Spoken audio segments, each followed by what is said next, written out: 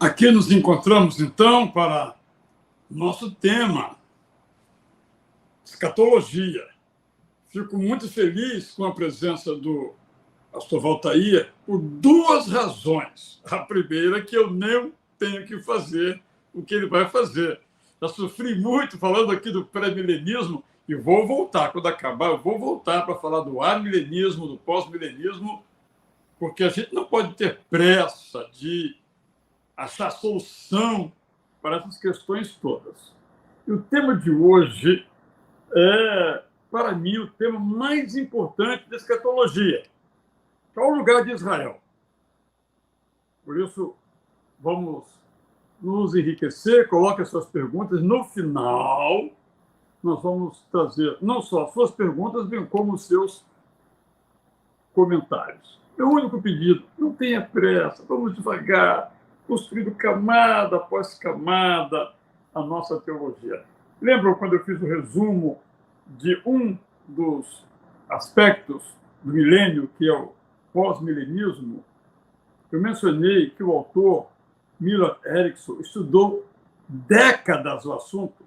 Ele mesmo não chegou a nenhuma conclusão absoluta. Mas a Bíblia não é clara a esse respeito? A resposta é não, não é clara. Por que não é clara? Porque não é essencial. Vamos ser muito francos em relação a esse assunto. Claro, estamos aqui tratando de um pressuposto. E todas as pessoas que advogam posições diferentes também estudaram muitos anos. Hoje, esse é um dos temas aí. Obrigado, Valtair. Esperamos continuar algumas semanas aí aprendendo sobre esse tema. Perfeito, meu querido pastor. Vamos dar continuidade, então, à nossa reflexão sobre escatologia.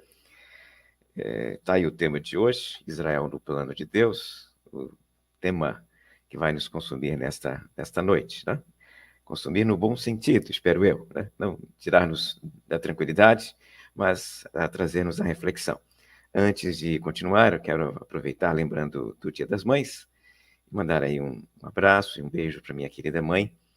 Israel, minha mãe mora em Minas Gerais, numa cidadezinha pequenininha chamada Mantena, e o nome dela é Sebastiana. Então eu quero mandar aí um abraço, um beijo para minha querida mãe. Mas eu também preciso... Fala, Israel, fala aí. Valtair, você disse que Mantena é uma pequenina cidade. É uma pequenina cidade, Israel. Porque quando eu era criança, eu fui a Mantena e era uma grande cidade na minha cabeça. Então, porque a criança pode parecer.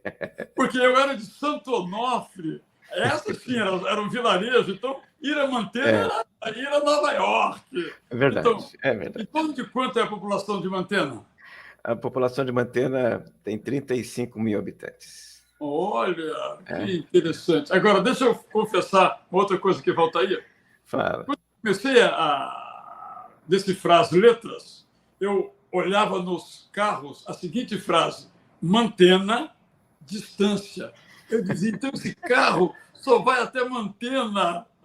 Mantena, então, ocupou o meu imaginário. Meu tio, Elias Flauzino Belo, era de lá e também atuou lá, embora ele fosse professor em Barra de São Francisco, que era muito longe naquela época de Mantena. Hoje colado, deve estar né? Colado. Hoje a distância dá para ir a pé entre uma cidade e outra. Mas uma é Minas, outra é Espírito Santo. Exatamente. Essa lógica aí de que nós estamos na barreira, nós estamos ali na fronteira, afetou meu nascimento e minha identidade. Sabia disso, Israel? Diz aí, explica. Porque eu nasci do lado da fronteira, eu nasci do lado do Espírito Santo da fronteira. Eu sabia que era assim. Verdade. Mas era tão perto, Israel, que os meus pais atravessaram a ponte e vieram em Mantena me registrar. Então, não vale, não fui registrado vale. em Minas, mas nasci do lado de lá da fronteira. Faz lembrar um pouco a história de Lutero também, né? Exatamente um pouco dessa situação do vilarejo do outro. A minha história ela é curiosa, mas o povoadozinho tem como nome Caferralo. É o povoado onde... Caferralo? Exatamente. Eu lembro muito de Caferralo. Só que eu era criança, eu passava junto com meus pais no lombo de um animal, nem tinha carro naquela época, de ônibus, não me lembro. Caferralo. Caferralo é Minas ou Espírito Santo? Espírito Santo. Exatamente. Então, Eu conheci uma pessoa que conhece café ralo. Tá vendo? Mas então, Dona Sebastiana, parabéns para você. E Eliette, esposa do Valtair também, Elisete também, aniversariante, não quis ficar em pé, não quis vir à frente hoje na igreja como aniversariante, agora estou denunciando publicamente, mas hoje é Dia das Mães, parabéns, Elisete. E já que você anunciou publicamente, então, manda um abraço e um beijo para minha querida esposa, Elisete, que hoje celebra com as mães o seu aniversário. Prossigamos, então. Volta a Israel. Vamos para Israel, Israel no plano de Deus. Eu vou refletir sobre este assunto aqui agora com você, meu irmão e querida irmã. E eu inicio, antes de passar mesmo este primeiro slide, que é o slide do tema, a apresentar para você, em linhas gerais, as 3 grandes perspectivas sobre este assunto. Tá?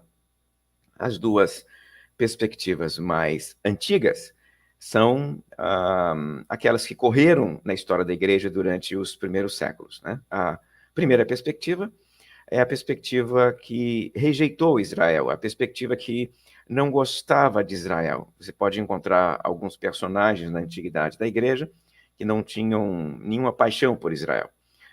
Um camarada chamado Marcion, por exemplo, que foi um presbítero de Roma, não gostava de Israel, ele resolveu rejeitar todas as escrituras que vinham de Israel. Então, essa perspectiva de quem rejeita Israel, evidentemente, afeta a lógica escatológica. Então, para estes leitores que não gostam de Israel, que rejeitam Israel, Israel não é uma coisa boa.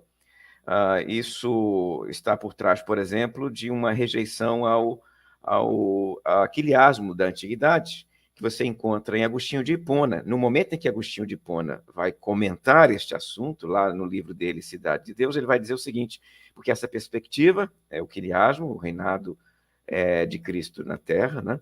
Segundo o Agostinho, essa perspectiva de reinado na Terra era uma perspectiva judaica, material e carnal, porque imaginar um reino na Terra é carnalidade. Né? Então, você percebe logo que há aqui um vínculo entre Israel e carnalidade, Israel e o negativo. Né? Há uma rejeição àquilo que Israel tem a representar no fim dos tempos. E essa perspectiva gera uma leitura escatológica muito curiosa durante muitos séculos. É a perspectiva de que o anticristo será um judeu, e esse judeu virá da tribo de Dan. Até muito perto de nós, não é muito longe não, você pode encontrar essa leitura até a modernidade, inclusive em alguns comentários do Apocalipse, até a modernidade você ainda encontra isso. Alguns autores, quando eles trabalhavam o anticristo, eles vinculavam o anticristo a Israel. Israel, no fim dos tempos, será, então, o berço do anticristo. E esse anticristo viria da tribo de Dan. E o motivo de Dan ser levantado aqui não deixa de ser curioso. Estes autores, esses comentaristas, lendo o Apocalipse de João, na hora de Apocalipse, no capítulo 7, descrever as tribos de Israel, perceberam que estava faltando ali a tribo de Dan. E, ao perceberem que estava faltando a tribo de Dan, eles se perguntaram, né? Peraí, por que está faltando Dan aqui entre as tribos de Israel? E a explicação que eles encontraram foi porque Dan é a tribo do anticristo, Dan não aparece aqui porque Dan é a tribo do anticristo. Então, por isso que o Apocalipse nem mencionou a tribo aqui. Então, durante a Idade Média, infelizmente, nós temos relatos disso nos textos de história, não é difícil achar.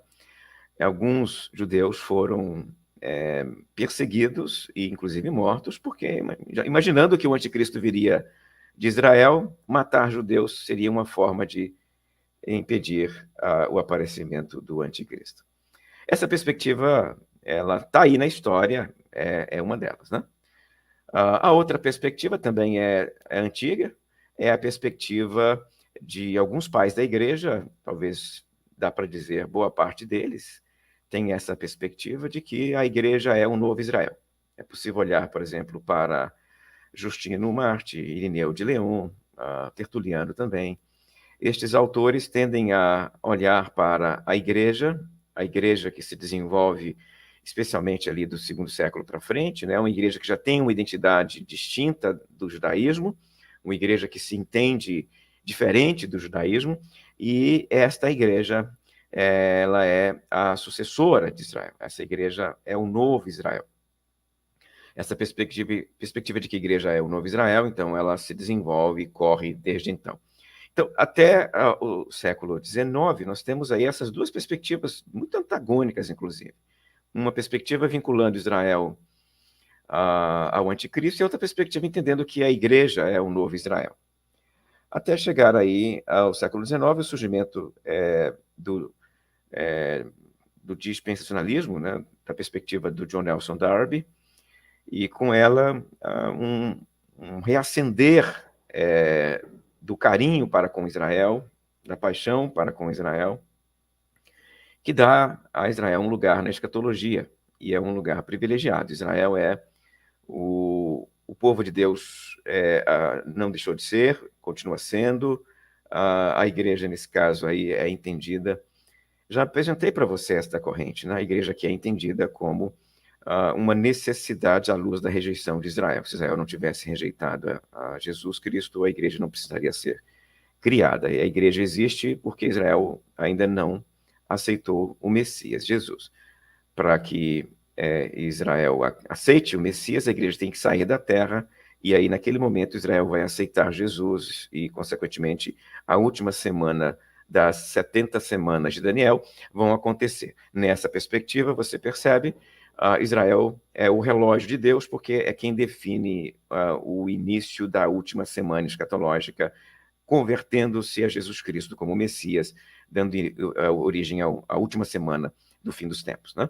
Israel aqui, ele é o povo de Deus, a igreja é um outro povo de Deus. Nesta perspectiva, Deus tem dois povos, dois planos, dois projetos de salvação. A perspectiva que eu vou apresentar para vocês é a número 2, essa perspectiva de que a igreja ela é espiritualmente o novo Israel. Por quê? Porque é a perspectiva que eu advogo, né? Então, eu apresentei as três para vocês, eu disse para vocês quais são as três que estão diante de vocês, e agora eu vou gastar aí os próximos minutos estendendo um pouco mais a maneira como eu entendo este assunto, tá? Então, é a maneira de eu trabalhar o tema com vocês. Diz quais são as três que existem. A primeira, na atualidade, não é comum, apesar de você encontrar menções a isso em um outro comentário bíblico. Agora, a perspectiva dispensacional e a perspectiva de a igreja como novo Israel são as mais comuns na atualidade, né? Então, o princípio hermenêutico que eu desenvolvo aqui com os queridos irmãos é o seguinte: o Antigo Testamento, ele precisa ser interpretado à luz do Novo Testamento e à luz da obra de Jesus Cristo. Nós estamos diante de um processo de revelação que começa lá no Antigo Testamento e se estende para o Novo Testamento, de tal maneira que os textos mais recentes interpretam os textos mais antigos. É um processo que na teologia chamamos de revelação progressiva de Deus. Assim, o Novo Testamento interpreta o Antigo Testamento. Você vê isso com muita tranquilidade em Paulo, você vê isso com muita tranquilidade no próprio Jesus, quando ele vai olhar para o Antigo Testamento, e ele diz que veio cumprir o Antigo Testamento, mas em Mateus 5, com muita tranquilidade, ele vem e reinterpreta o Antigo Testamento à luz da sua própria vida e missão, à luz do seu ministério. É isso que continua fazendo a Igreja do Novo Testamento, os autores do livro de Atos. Você encontra, por exemplo, o apóstolo Paulo fazendo isso praticamente o tempo todo, atualizando as profecias do Antigo Testamento no ministério de Jesus, na obra de Jesus Cristo e na igreja. E eu vou ler uma passagem de Paulo, alguns versículos de Paulo, quando ele trabalhou, em especial aqui a questão da igreja em Israel na carta aos Romanos, mas é possível dizer que em todas as cartas do apóstolo Paulo você encontra esta mesma toada de que a igreja, ela sucede espiritualmente este povo que começa lá no Antigo Testamento, né? Deus começa a formar um povo e ele vai formando este povo paulatinamente, e o povo que ele está formando é a igreja. A igreja foi pensada na eternidade. A carta de Efésios, por exemplo, em seu capítulo inicial, vai dizer que na eternidade Deus pensou a igreja. Deus pensa a igreja na eternidade, então ela não foi criada por causa de uma rejeição de Israel. ela estava no plano de Deus antes mesmo de Deus criar qualquer outra coisa. Na eternidade, Deus planejou a igreja. E aí você encontra essas atualizações feitas pelo Novo Testamento entre o reino de Deus, o reino de Cristo, o Messias do Antigo Testamento e o Messias no Novo Testamento. Tudo isso você encontra. E o princípio hermenêutico é basicamente este. O Novo Testamento é chave de leitura para compreender o Antigo Testamento. Jesus Cristo é o filtro hermenêutico para se compreender as profecias do Antigo Testamento.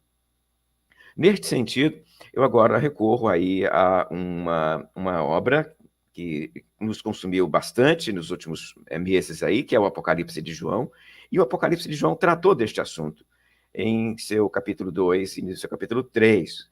Ele vai escrever, por exemplo, Apocalipse 2:9, o seguinte, falando para os irmãos de Sardes: conheço a blasfêmia dos que a si mesmo declaram judeus, mas não são, antes são sinagoga de Satanás.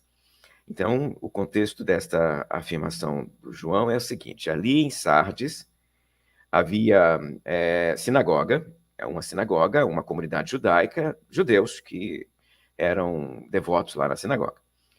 João olha para aquilo e diz o seguinte: Jesus, por meio de João aqui, na verdade, né? Porque é o Cristo que está falando para João para escrever para as igrejas. Então, Jesus fala para João, que fala para Sardes: conheça a blasfêmia dos que a si mesmos se declaram judeus aí. Mas eles não são. Então, não basta se declarar judeu, não basta nascer judeu, não basta ter sangue judeu, porque pode ter sangue judeu, pode ter nascido judeu, pode ser etnicamente judeu, pode ser membro de uma sinagoga, mas na verdade não é povo de Deus, ele é sinagoga de Satanás. Então ele não é verdadeiramente judeu, porque o judeu de verdade tem a ver agora com relacionamento com Jesus. Não tem mais a ver com sangue. Tem a ver com relacionamento com Jesus. Eu vou repetir isso aqui. À luz dessa lógica que eu estou desenvolvendo com os irmãos, ser judeu não tem mais a ver com sangue. Ser judeu tem a ver com relacionamento com Jesus. Apocalipse 3:9 diz a mesma coisa. Agora para a carta de Filadélfia. Eis o que farei com alguns dos que são sinagoga de Satanás, desses que se declaram judeus, mas não são, mas mentem. Eis que farei com que venham até vocês, prostem-se aos seus pés e reconheçam que eu amo vocês. De novo, é a mesma lógica, é o mesmo contexto, né? Uma igreja de Sardes, outra igreja de Filadélfia, problemas das igrejas ali com a sinagoga local, e o Apocalipse dizendo que estes judeus da sinagoga não são os verdadeiros judeus, porque os verdadeiros judeus são os seguidores de Jesus. Nós temos agora Romanos falando sobre este assunto, e eu vou tratar nesse momento de agora por alguns slides, né, sobre a perspectiva de Paulo sobre o tema. Por quê? Porque Paulo é um dos autores que gastou muito para falar sobre este assunto. Ele usou Romanos 9, 10 e 11 para tratar deste tema. E se você gostaria de refletir cuidadosamente, vagarosamente sobre este assunto, o papel de Israel na escatologia, recomendo que você dê uma olhadinha em Romanos 9, 10 e 11, porque Paulo está discutindo exatamente isso. O que será de meus irmãos de sangue? É a questão que Paulo levanta aqui. A questão que Paulo levanta justamente é essa: o que será de meus irmãos de sangue? E aí, nesse momento, o Paulo vai desenvolver uma série de argumentos com os seus leitores, né? Você deve lembrar-se que o Paulo tem uma maneira de falar, especialmente em Romanos, que é dialogando com alguém. Então, ele tem alguém, uma espécie de adversário imaginário, e ele vai dialogando com esse adversário imaginário. E nesse momento aqui, o adversário imaginário está levantando uma questão para Paulo. E os judeus? E os irmãos seus? Afinal de contas, você é judeu. Você está aqui nos pregando o quê, afinal de contas? Afinal de contas, o quê? Os judeus rejeitaram isso que você está pregando. Aí o Paulo vem e começa a explicar a questão da rejeição de Israel. E ele vai e diz que o verdadeiro Israel não é idêntico necessariamente à descendência de Abraão.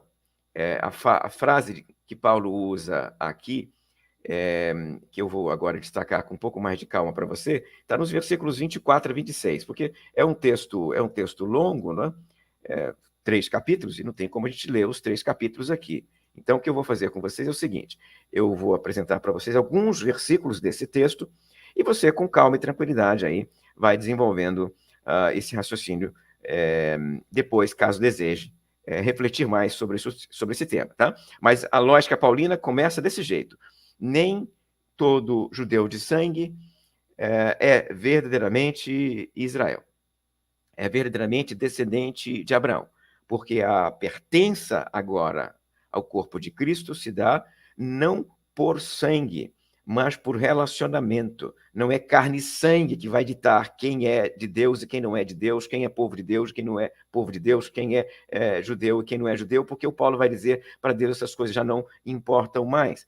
E aí o argumento que ele está usando é: nem todos os judeus dos tempos dele poderiam se chamar de Israel, mas apenas aqueles que se ligavam pela fé à descendência de Abraão, e ligar-se pela fé é mediado por meio de Jesus Cristo, né?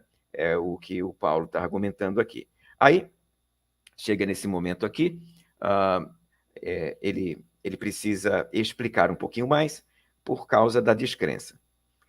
A descrença poderia trazer algum tipo de desconforto para Paulo, e trazia. Afinal de contas, por que os irmãos dele mataram Jesus? Os irmãos de Paulo, né? Ou seja, os irmãos étnicos, aqueles de sangue. Por que eles mataram Jesus? Eles não deveriam ter aceito Jesus. Imagina o pagão perguntando para Paulo isso. Imagina o pagão questionando a Paulo isso. Se vocês mesmos mataram Jesus, por que nós temos que aceitar esse Jesus? E Paulo está explicando para eles. Paulo explica o seguinte: a descrença de Israel serviu para um propósito maravilhoso, que é colocar vocês, gentios, para dentro do corpo de Cristo. Então, lá em Romanos 4, versículo 11 e versículo 12, o Paulo escreveu: Abraão recebeu o sinal da circuncisão como selo da justiça da fé, que teve quando ainda não havia sido circuncidado, e ele recebeu para que viesse a ser pai de todos os que creem, embora não circuncidados, a fim de que a justiça fosse atribuída também a eles. Ele é o pai da circuncisão, daqueles que não são apenas circuncisos, mas que andam nas pegadas da fé que teve Abraão, nosso pai, antes de ser circuncidado. E aí no versículo 23 do capítulo 11, ele vem e diz: e eles também, se não permanecerem na incredulidade, serão enxertados por Deus, porque Deus é poderoso para enxertar de novo, caso eles venham a se arrepender. Paulo está aqui olhando para o que está acontecendo com os seus irmãos e está dizendo: olha, eles foram rejeitados porque a rejeição deles os tirou da fé abraâmica, mas eles podem ser enxertados novamente. Ele está dizendo isso no versículo 23 desse capítulo 11. E aqui nós temos uma passagem que vai ser muito interessante para nós entendermos o que Paulo está fazendo. O que Paulo está fazendo em vários momentos de sua reflexão aqui. O Paulo está dizendo para estes irmãos e para estas irmãs que estão lendo a sua carta aos Romanos que o Israel de sangue, ele continua sendo alvo da graça de Deus, mas o Israel verdadeiro agora é um outro. Versículos 24 a 26, ele registrou o seguinte: estes vasos somos nós, a quem também chamou, não só dentre os judeus, mas também dentre os gentios, como também diz Oséias: chamarei de meu povo ao que não era meu povo, e de amada a que não era amada. E no lugar em que lhes foi dito, vocês não são meu povo, ali mesmo serão chamados filhos de Deus. Repetindo aqui, o início do versículo 24. Estes vasos somos nós. Ele pega a profecia de Joel, uma profecia que dizia que Deus iria abençoar o povo dele, e diz: estes vasos de bênção somos nós. Nós somos estes vasos de bênção. Nós somos esta igreja agora. Nós somos este povo de Deus. Nós somos o alvo da obra que Deus realiza no mundo. Então, a partir desse momento, nós estamos percebendo que Paulo está fazendo aí a transição. Ele continua pensando nos irmãos de sangue, mas ele traz a igreja para dentro do raciocínio dele, e a igreja agora está recebendo espiritualmente as bênçãos de Israel. As bênçãos que Deus prometeu a Israel, nesse caso aqui, as bênçãos que Deus prometeu lá em Oséias, por exemplo, que é o texto que ele citou ali, o Paulo diz, essas bênçãos são da igreja agora. E isto é paradigma do que Paulo faz com outras bênçãos. Ele vai aplicando na igreja bênçãos que no Antigo Testamento são para Israel. No texto que eu li agora para você, não faz muito tempo, Abraão é descrito como pai dos judeus, mas também pai dos gentios convertidos. Porque qualquer um que se relacione com Deus pela fé, se relaciona com Deus pela fé que Abraão teve. Porque Abraão, ele foi salvo pela fé antes de ter lei, antes de nascer a lei, antes de nascer a lei de Israel. E etnicamente, o Israel étnico, nós temos que lembrar, Abraão foi salvo pela fé. E o judeu, pela fé, ou o gentio, pela fé, se tornam herdeiros da fé de Abraão. Então, aqui nós temos uma herança que é recebida pela fé, e não por sangue. Então, os crentes, judeus ou gentios, que recebem pela fé a promessa de Abraão, se tornam descendentes de Abraão. Não tem mais a ver com sangue, de nenhuma forma, tá? Ele continua levantando estas questões, e agora a pergunta é, então, o que vai ser de Israel? Né? O que vai ser de Israel no fim dos tempos? O que vai acontecer com ele? Será que Israel vai ser totalmente perdido? Ele vai refletir sobre o destino dos seus irmãos, com muita dor, evidentemente. E aí vem o versículo 23, que eu já li para você. E é o versículo 23 que vai dizer que a rejeição de Israel não é final e nem irremediável. Por quê? Porque se a graça veio por causa desta rejeição, a conversão desses irmãos, ou melhor, destes judeus étnicos, pode trazê-los de dentro ou para dentro da mesma graça que os gentios já experimentam, que a igreja já experimenta. Então, não é difícil para Deus, não é nenhum problema para Deus enxertar novamente o Israel, que nesse momento está cortado. Paulo espera, inclusive, que um remanescente seja salvo. Este remanescente será salvo em algum momento. Ele não elabora completamente a ideia do remanescente, mas a ideia do remanescente está presente nestes textos que eu estou lendo para vocês. Então, ele diz que o remanescente vai ser salvo, ele diz que, de alguma maneira, alguns dos seus irmãos experimentará a salvação, mas não elabora isso. Então, nós temos um dado nesse instante. O dado é, Paulo espera que alguns dos seus irmãos, um remanescente, não na totalidade, alguns dos seus irmãos étnicos serão salvos. E deixa a informação até aí. Ele não vai elaborar e não vai dizer como isso vai acontecer, mas tem a informação, nós temos aí a expectativa, a esperança de Paulo, de que alguns dos irmãos se converterão. Então, haverá, então, espaço nessa teologia paulina e nessa perspectiva de que a igreja é o novo Israel para um novo templo.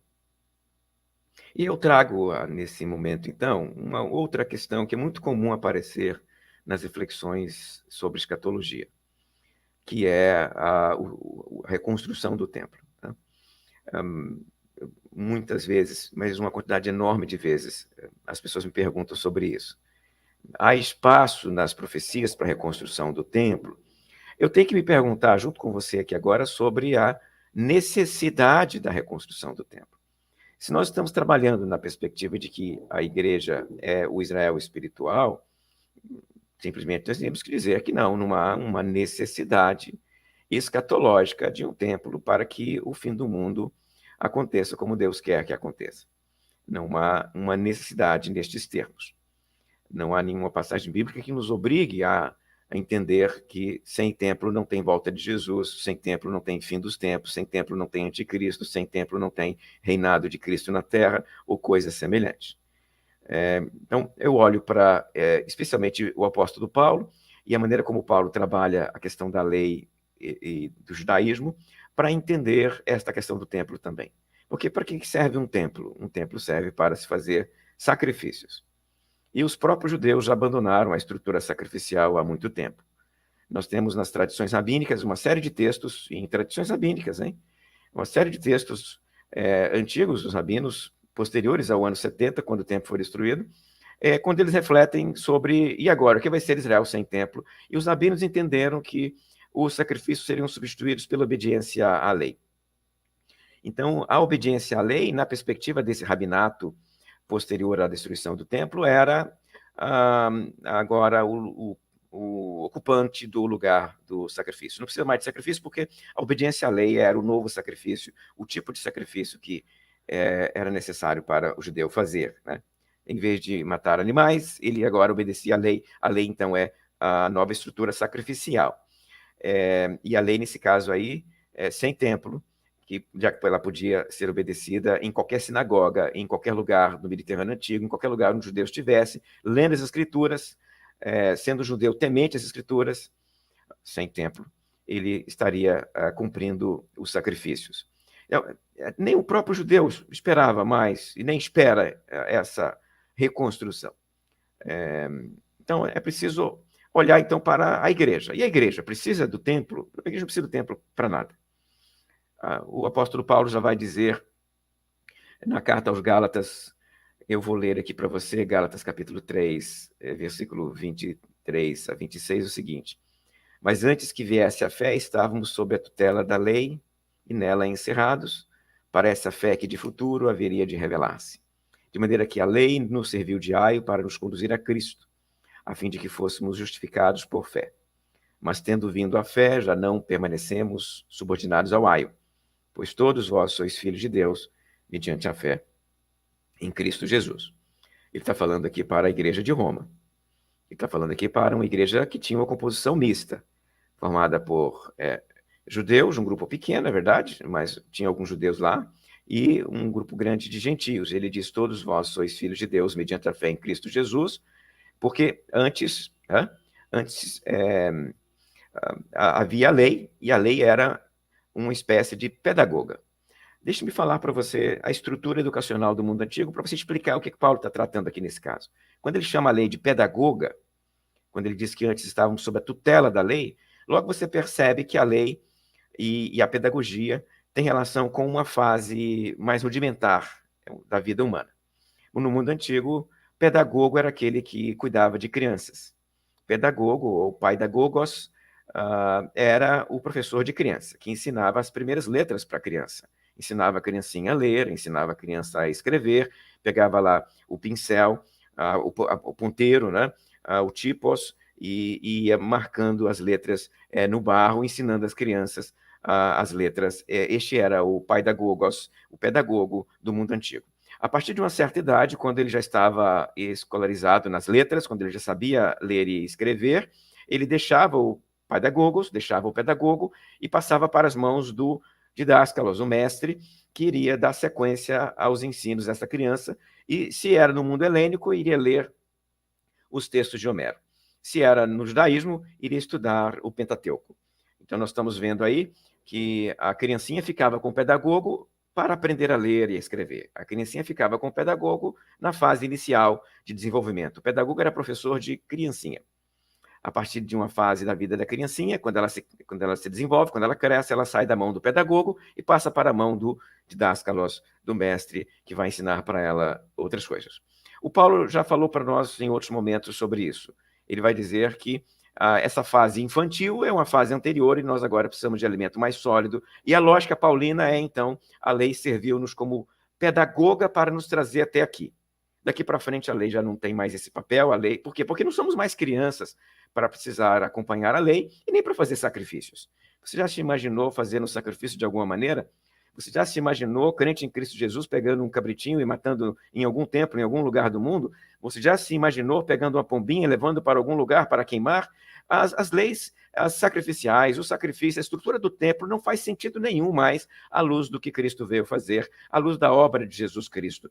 Por quê? Porque o véu se rasgou, não tem mais templo, porque o relacionamento agora não depende mais de toda a intermediação sacerdotal, levítica e sacrificial.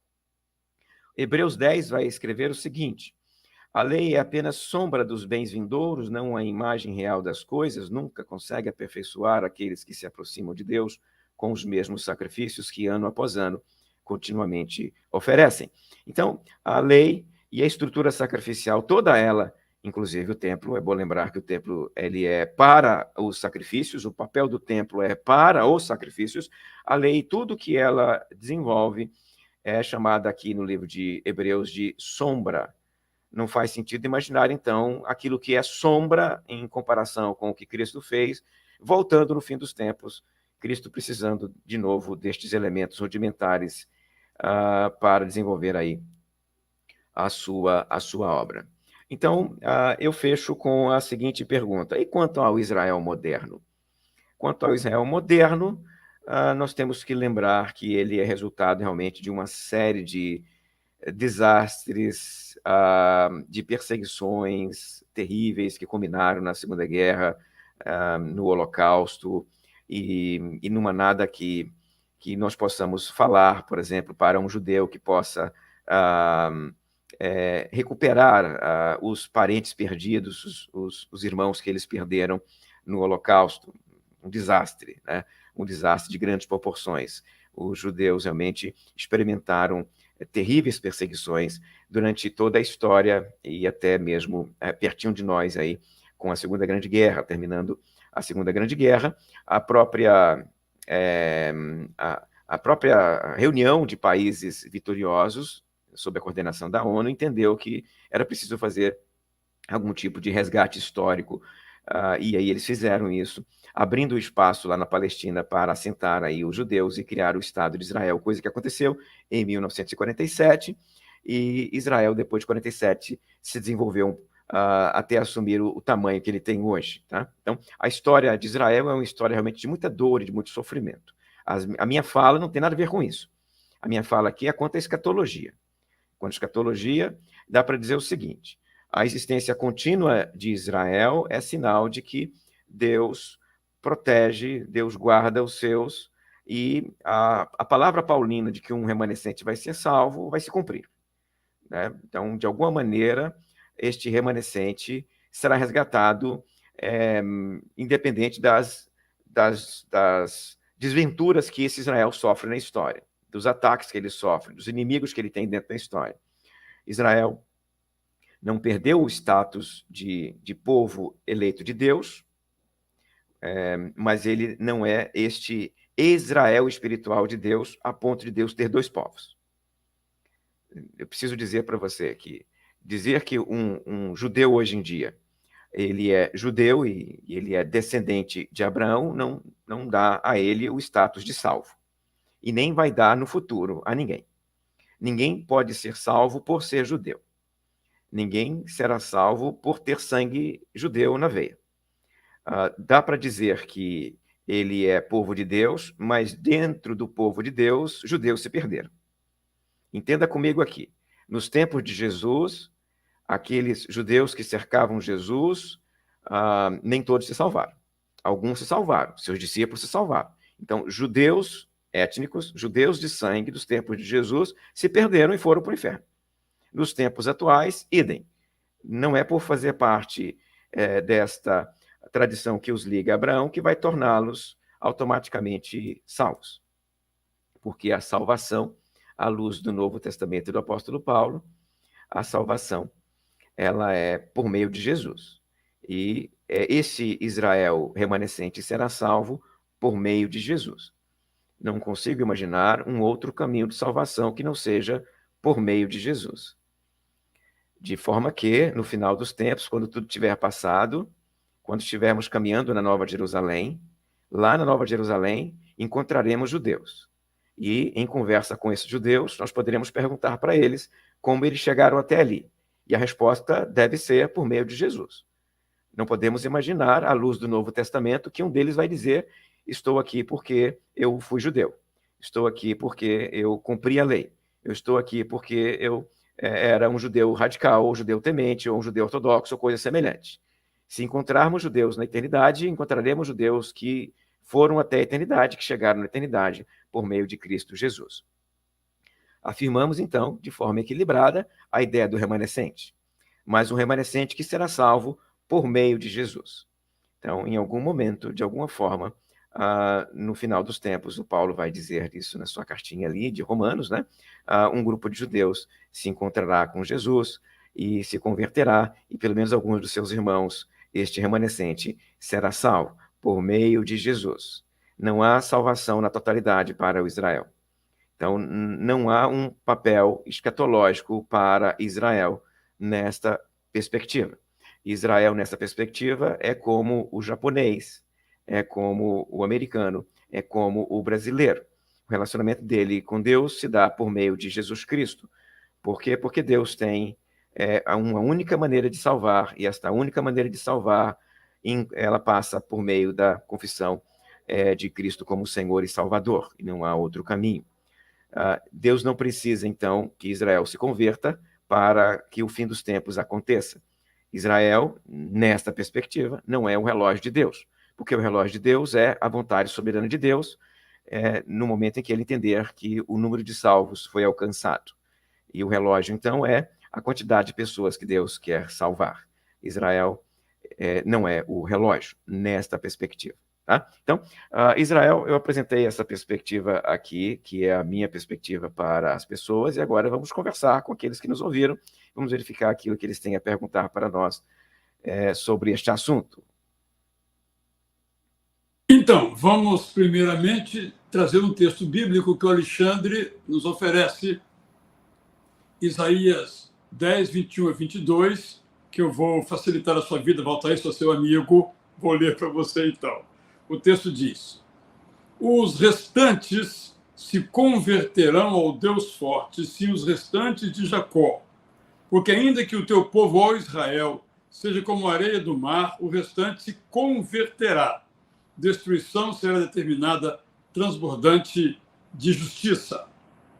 O mesmo irmão, querido Alexandre Silva, traz um outro comentário.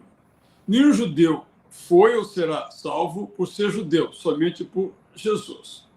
As profecias que ainda não se cumpriram, as serão com o remanescente salvo. Gostaria, então, Valtair, que você comentasse. Eu, Israel, vou a Romanos. Perfeitamente.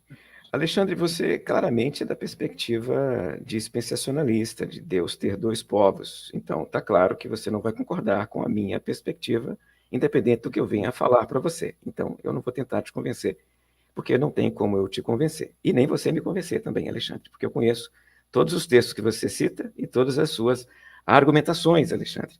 Então, respeitosamente, eu devo dizer o seguinte: a perspectiva de que Israel agora é a igreja, ela vislumbra passagens como essa de Isaías com muita tranquilidade, porque ela está dentro do que nós acabamos de falar. Afinal de contas, o remanescente vai ser salvo. E o remanescente vai ser salvo por meio de Jesus Cristo, aceitando a Cristo como Senhor e Salvador, porque não há nenhum outro caminho de salvação. Com relação aí à questão de que as profecias que ainda não se cumpriram, as serão com o remanescente salvo, Alexandre, de novo, com muita tranquilidade, com muito carinho e amor, eu devo dizer que esta é a perspectiva dispensacional, porque a perspectiva de que Israel agora é a igreja entende que as profecias se cumprem na igreja e não num Israel futuro. Eu vou ler então aqui. Você não pôde fazer isso porque demandaria ler parte do capítulo 9, 10 e 11 de Romanos e não cabe. Mas eu vou ler alguns versos aqui de Romanos. Verso 1. Eu pergunto, diz Paulo, será que Deus rejeitou o seu povo? De modo nenhum. Eu também sou israelita, da descendência de Abraão, da tribo de Benjamim. Deus não rejeitou o seu povo, a quem de antemão conheceu. Paulo faz uma série de arrazoados. Ele diz, então, se é pela graça, já não pelas obras. Do contrário, a graça já não é graça. O que diremos, então? Que Israel buscava, isso não alcançou, mas a eleição conseguiu isto. Vou mais adiante. Verso 17. Se, porém, alguns dos ramos foram quebrados e você, sendo oliveira brava, foi enxertado no meio deles e se tornou participante da raiz e da seiva da oliveira, não se glorie contra os ramos. Então, vamos prosseguir aqui. E o verso 22 diz, considere, pois, a bondade e a severidade de Deus. Para com os que caíram, severidade, mas para com você, a bondade de Deus. Referindo-se aqui certamente aos romanos. E ele, no verso 25, diz, não quero, irmãos, que vocês ignorem esse mistério, para que não fiquem pensando que são sábios. Veio um endurecimento em parte a Israel, até que tenha entrado a plenitude dos gentios. E assim todo Israel será salvo, como está escrito. O libertador virá de Sião e afastará de Jacó as impiedades. Esta é a minha aliança com eles, quando eu tirar os seus pecados. Quanto ao evangelho, eles são inimigos por causa de vocês, mas quanto à eleição, amados por causa dos patriarcas, porque os dons e a vocação de Deus são irrevogáveis. Finalmente, Deus encerrou todos na desobediência a fim de mostrar a sua misericórdia a todos. Gostaria que você comentasse um pouquinho aí, sobretudo Romanos 11. Perfeito. Israel, eu acho que dá para a gente fazer uma relação do que você leu aí com Apocalipse capítulo 12. Naquele texto de Apocalipse capítulo 12, nós temos a figura de uma mulher que é descrita ali como estando grávida para dar à luz. E aquela mulher dá à luz ao bebê Messias. O texto do capítulo 12 descreve o nascimento de Jesus. E no momento de descrever a mulher, o texto a descreve com os elementos simbólicos do sonho de José. Essa passagem que nós já lemos aqui junto com os irmãos. E naquela oportunidade eu dizia para os irmãos que a mulher é o Israel, que deu origem a Jesus. Neste mesmo texto, Israel, o texto vai dizer que a mulher foi protegida por Deus no deserto e o dragão, não podendo perseguir a mulher protegida por Deus no deserto, nem perseguir a criança que estava com Deus no céu, que é Jesus, vai perseguir a descendência da mulher, os outros filhos da mulher. E nesse caso aqui, no capítulo 12 de Apocalipse, os outros filhos da mulher. Quem guarda os mandamentos de Deus. Quem guarda os mandamentos de Deus, quem segue os mandamentos de Deus e de Jesus Cristo, são os outros filhos da mulher. Nós estamos vendo aqui que o próprio Apocalipse entende que, de alguma maneira, há o remanescente. A passagem que o Alexandre citou aqui agora de Isaías, tratando do remanescente, foi retomada aqui em Romanos. O texto está o tempo todo falando de que, em algum momento, de alguma forma, no final dos tempos, Deus vai salvar. Deus vai salvar. Mas eu preciso insistir nesse aspecto, Israel. Deus vai salvar o judeu, independente de este projeto dispensacional, sem relação com o templo, sem relação com a reconstrução dos sacrifícios, sem relação com a reabertura, por exemplo, das leis. Deus vai salvar Israel, mas estes elementos não são necessários. Estes elementos não são uma necessidade nos planos e projetos de Deus. Sendo assim, como é que Deus vai salvar Israel? Vai salvar Israel não na totalidade, não um a um, cabeça a cabeça, porque não é assim que Deus trabalha na Bíblia. Nós olhamos para o Antigo Testamento e percebemos que salvação tem a ver com relacionamento e obediência. Você pode fazer parte de Israel e se perder. É preciso um relacionamento com Deus. Isso tanto lá nos textos do Antigo Testamento, quanto nos textos do Novo Testamento. Não é pelo fato de alguém ter nascido na comunidade que aquilo lhe dá a salvação. A salvação não tem relação com o nascimento e o sangue, Israel. Isso já no Antigo Testamento tem relação com a obediência, com o relacionamento com Deus. Então, volta para cá para o Novo Testamento. No Novo Testamento, tanto aquele que tem sangue judeu quanto aquele que não tem sangue judeu será salvo, e será salvo por meio de Jesus Cristo. Este é o caminho de salvação do remanescente no fim dos tempos. Então, eu entendo que estas passagens de Romanos descrevem uma angústia paulina, descrevem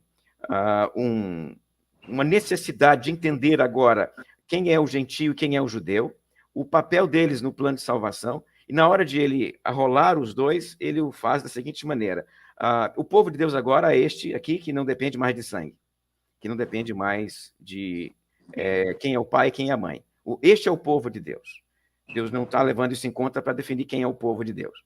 Mas e o meu irmão étnico, o meu irmão de sangue, no final dos tempos, Deus vai salvar. Vai salvar como, Israel? Eu quero crer, vai salvar da mesma forma que vai salvar qualquer outra pessoa, por meio de Jesus Cristo, pela fé em Jesus Cristo como Senhor e como Salvador. Porque não há outro caminho de salvação. Sobretudo com a pregação. Precisamos enviar missionários a Israel e aos judeus do mundo inteiro. É um tema muito espinhoso. Recentemente mesmo, uma igreja nos Estados Unidos fez um esforço evangelizador dirigindo-se a judeus especificamente, e essa igreja foi elevada a uma categoria horrível pela própria comunidade judaica, que não aceita essa ideia de ser evangelizado naquele contexto muito específico. E, inclusive, a Tina faz essa pergunta, que não vamos responder aqui, porque eu vou colocar outros comentários, que o nosso tempo já se foi. Qual é a melhor abordagem, historicamente falando, para se falar de Jesus a um judeu raiz? E ela faz outros comentários aqui. Ela diz o seguinte: como cristã, me considero Israel de Deus por meio de Jesus. Sou povo escolhido, nação santa, sacerdócio real. E isso é muito bom, citando aqui o apóstolo Pedro. E a Mônica Benarros diz: então, Israel não é tudo aquilo que muitos evangélicos acreditam. Tema espinhoso, é toda a verdade. A Glaucia pergunta: os gentios que estão se convertendo ao judaísmo e não aceitam Jesus não serão salvos? Esse é o tema que nós temos aí. Volta aí, temos ainda alguns 5 minutinhos, você pode comentar o que você desejar, mas quero já anunciar que conversei com o pastor Alexandre, sempre conosco aqui, a quem agradeço, sua querida irmã Érica também, e ele vai ter um tempo aqui, em algum momento, após o Valtair apresentar as suas outras considerações, temos mais aspectos a desenvolver ainda, ele vai ter um período inteiro de 1 hora para expor a sua tese sobre escatologia, que inclui Israel. Então, vamos aguardar, e é muito importante ouvir as diferentes perspectivas. Sim, volta aí, podendo fazer alguns comentários da palavra da Tina e agora da Glaucia Rodrigues. Fique, por gentileza, à vontade. Perfeitamente, perfeito. Eu gosto de olhar para a pergunta da Glaucia, por exemplo, aí, e pensar sobre justamente a nossa convicção de um só caminho. Nós temos que ter isso muito claro em mente, Glaucia e Tina. Caso contrário, nossa missão fica fragilizada. A nossa missão ela é fortalecida quando entendemos que não há outro caminho de salvação. Não há outra forma de chegar lá, Glaucia. Só tem essa. Sendo assim, quando alguém se converte ao judaísmo, está fora da salvação. Por quê? Porque o judeu está fora da salvação, porque ele não vai ser salvo por ser judeu. Em termos de salvação, Glaucia, nós temos que anunciar que somente Jesus Cristo é o caminho. Não há outro caminho. Não dá para a gente criar aí plano B, plano C. Deus só tem um plano salvífico. Deus só tem um plano salvífico. E eu olho para essa temática aqui, Israel, e uma das coisas que me incomoda um pouco justamente é, enquanto o dispensacionalismo exalta Israel, ele diminui a igreja. Porque a paixão por Israel cresce à medida que o papel da igreja encolhe. É automático, é como se fosse realmente uma balança, né? Israel sobe, a igreja desaparece. A igreja encolhe à medida que você exalta Israel. E essa ansiedade toda por Israel, e essa paixão toda por Israel é desequilibrante. A igreja é a menina dos olhos de Deus. A igreja é fundada pelo próprio Deus. A igreja foi planejada pelo próprio Deus. Não foi acaso, não foi um improviso. Deus não improvisa, Deus não improvisou. Deus pensava na igreja, Deus já planejava a igreja, e a igreja, então, é projeto de Deus para a humanidade. Eu vou repetir isso aqui, Glaucia. A igreja é projeto de Deus para a humanidade. A igreja é projeto de Deus para a humanidade. A igreja não foi criada porque Israel, de repente, não aceitou Jesus e Deus teve que improvisar. Repito isso. A igreja é projeto de Deus para a humanidade. Deus vai salvar cada uma das pessoas à sua volta, à medida que você evangeliza essa pessoa e a incorpore onde? Não ao Israel. À medida que você a incorpore na igreja. Porque a igreja agora é este Israel espiritual, que recebe as promessas espirituais do Antigo Testamento. Por isso, Tina, sua palavra é uma palavra muito apropriada, trazendo de volta aqui para a gente aí o apóstolo Pedro. Dá para dizer também aqui, ele lembra um pouquinho também Apocalipse, que também descreve isso, quando nós vemos lá no capítulo 5 de Apocalipse, né? Jesus, por meio do seu sangue, nos constituiu povo seu, né? Constituiu reino dele e sacerdotes dele. Nós temos que lembrar que é isso que nós somos. Nós somos reino de Deus, nós somos igreja de Deus, nós somos povo de Deus. A igreja não é nada menos do que isso. Por isso me incomoda profundamente Israel, essa paixão toda por Israel.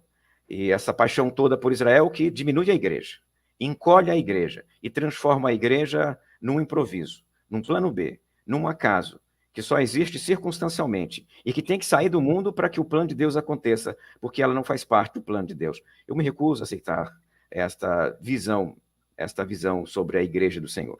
Cristo morreu, a morte dele na cruz do Calvário, ela é explicada para fundar a igreja. Ele morreu para fundar esta igreja. Não podemos agora olhar para esta igreja e dizer que ela está aí, inclusive, emperrando o plano de Deus, porque ela tem que sair para que o plano de Deus aconteça. Israel, eu queria fechar esta minha fala lembrando de Agostinho de Hipona. Essa semana eu me encontrei com uma frase de Agostinho que não conseguiu mais sair da minha mente. Agostinho de Hipona escreveu num dos seus sermões uma expressão muito interessante.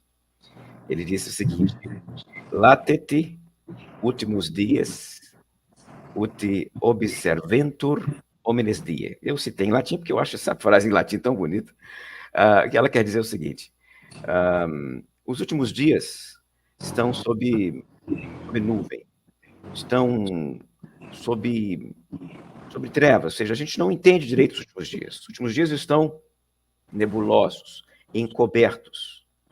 Para quê? Para que nós possamos viver, a palavra observentur aqui, né? Para que nós possamos viver bem, para que nós possamos vigiar no dia de hoje. Ele usa a expressão lá, homines dia, que é todos os dias. Então, os últimos dias estão nublados, Israel, para que nós possamos viver todos os dias vigiando antes que ele chegue. E aí eu olho para isso e penso a mesma coisa. Então, se eu tenho as convicções todas do último dia, e essas convicções não me provocam ao evangelismo, não me levam à pregação, não me levam à evangelização, inclusive de judeus, aí eu acho que nesse caso eu estou usando os últimos dias de forma equivocada. Porque os últimos dias devem provocar em mim, justamente, um viver diferente no presente. É para isso que serve essa reflexão sobre os últimos dias, Israel. Então, não é necessariamente para a gente saber o que vai acontecer com Israel. É para saber como viver o dia de hoje. Acho que, nesse sentido, eu termino trazendo Agostinho para aqueles que nos acompanham. Valtair, tem uma pergunta do Levi, que você vai anotar aí para a próxima semana. É um texto que ele cita de Isaías 62:7, mas não vamos tratar disso agora. Também, só para concluir, já lembrei que o nosso Alexandre vai estar conosco proximamente, com todo o tempo para expor a sua argumentação. O professor Walter vai continuar aqui trazendo outros aspectos.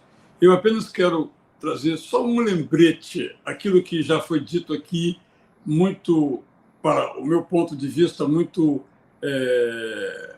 claro, eu já até coloquei na tela, como cristã, me considero Israel de Deus, por meio de Jesus, seu povo escolhido, nação santa, sacerdócio real, e isto é muito bom. É que também há uma confusão, penso eu, entre o povo de Israel e o Estado de Israel.